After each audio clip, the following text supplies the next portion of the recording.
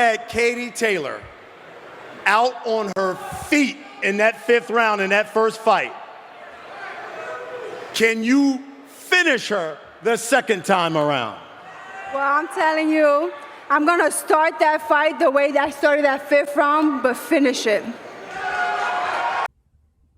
Listen, with the same rules, can Amanda Serrano get it done? She can get it done. I mean, again, the fight was super close. Like, honestly, it was super, super, super close. It's like Josh Taylor and Regis Prograis.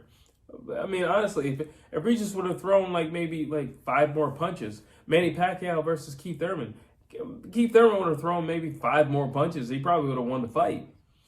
So it's literally a battle of inches. That's literally what it is. It's just a battle of inches. Now, the question is, do you have it in you? Because the last time around, you didn't have it in you. Yeah, and you're older now. You have a little bit more wear and tear. Do you have it in you? Those are the questions. That is the question. And it's a good question to have.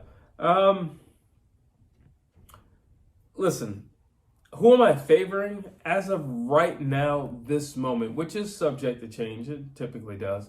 But as of right now, I'm leaning more toward Katie Taylor only because of the Chantel Cameron rematch. She showed that she could adjust. That's it. And if you're going to fight the same opponent and you're going to fight the same set of rules, you have to Katie Taylor came in a certain way and she didn't get her way. She didn't have her night. In which case, she came back and she more than had her way.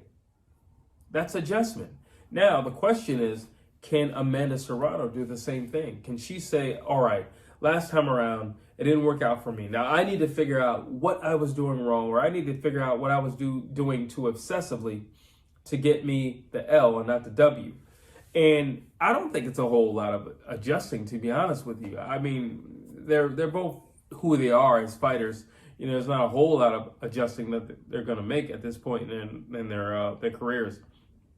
But when I look at some Amanda Serrano lately in the last 2-3 years, been a whole lot of just following people and throwing power punches, mainly headshots. And I just don't think that's going to cut it, if she's going to take on Katie Taylor again.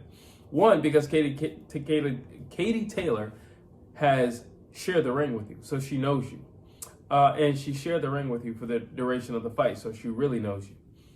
And 2, you have always been Amanda Serrano, so I'm pretty sure Katie Taylor just knows you. Everybody knows you. That's not going to cut it. It didn't cut it last time, and it's not going to cut it again. Again, she knows you. You're going to have to do something different. You're going to have to present something different.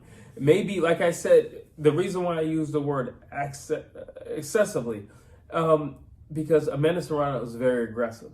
Amanda Serrano throws a lot of headshots. Amanda Serrano will just literally follow you down. And I'm like, that's not going to cut it. That Terminator approach, it's cute in the movies, but in real life, it doesn't really work that way. It just doesn't work that way. It just doesn't work that way. You're going to have to put forth a little bit more thought and effort and sprinkle in some creativity. And like I said, honestly, I don't think it's a huge adjustment for Amanda Serrano. I just think maybe everything doesn't need to be a headshot. She could actually attack the body of Katie Taylor. And she could actually try cutting off the ring and not just following like a puppy dog.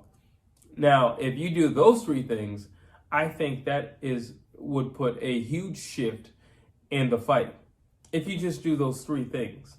And that's not reinventing the wheel. That's not someone new coming into training camp like, all right, all the old stuff that you've been doing, it was successful in the past, but moving forward, this is what we're going to be doing.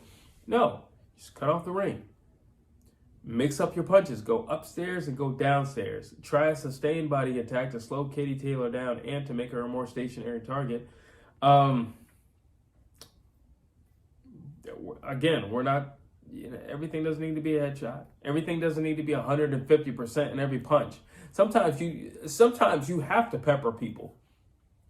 You just have to pepper them a little bit, and sometimes you can trick them with the peppering.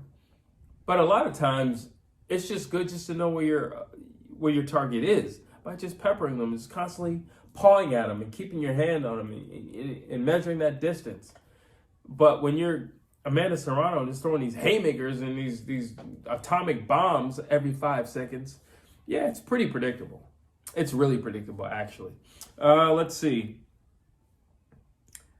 In terms of Katie Taylor, I mean, honestly, I would say, you know, do what you did last time, but don't get caught up in any wars, because it was close because Katie engaged in a way that she didn't have to. She already showed that she had the legs, so she didn't have to engage the way that she did, and it almost cost her the fight, and it almost cost her getting knocked out. She got stunned a few times.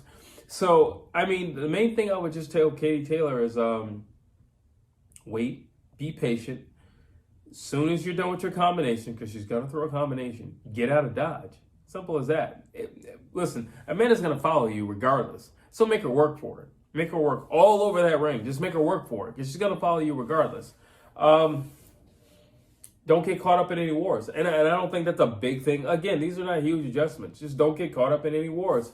Don't make this more emotional than it has to be. But don't get caught up in any wars.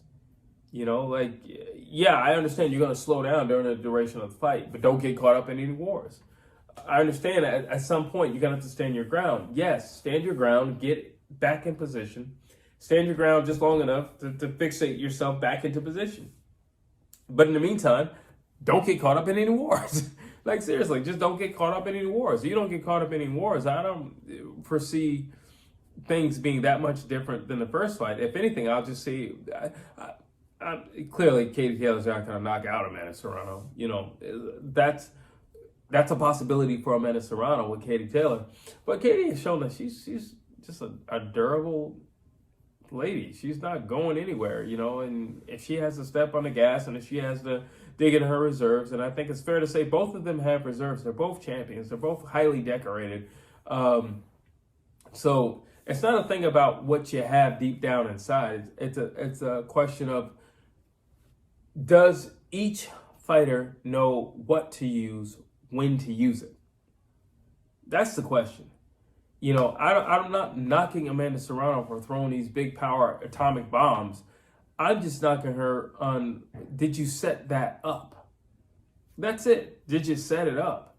That's it. I'm not knocking her on pressing the fight and moving forward. I'm just knocking her on just mindlessly walking forward. And lately she's done this thing with her hands down low, and it's just like, all right, listen, I get it, you're tough. I get it, you know, you're here for the war. But let's be a little bit more conscious of the things that we're doing, you know. And because, again, it was only inches that you lost the first fight. And if you're going to give punches away, well, then it'll be inches again that you lose the second fight. It's as simple as that.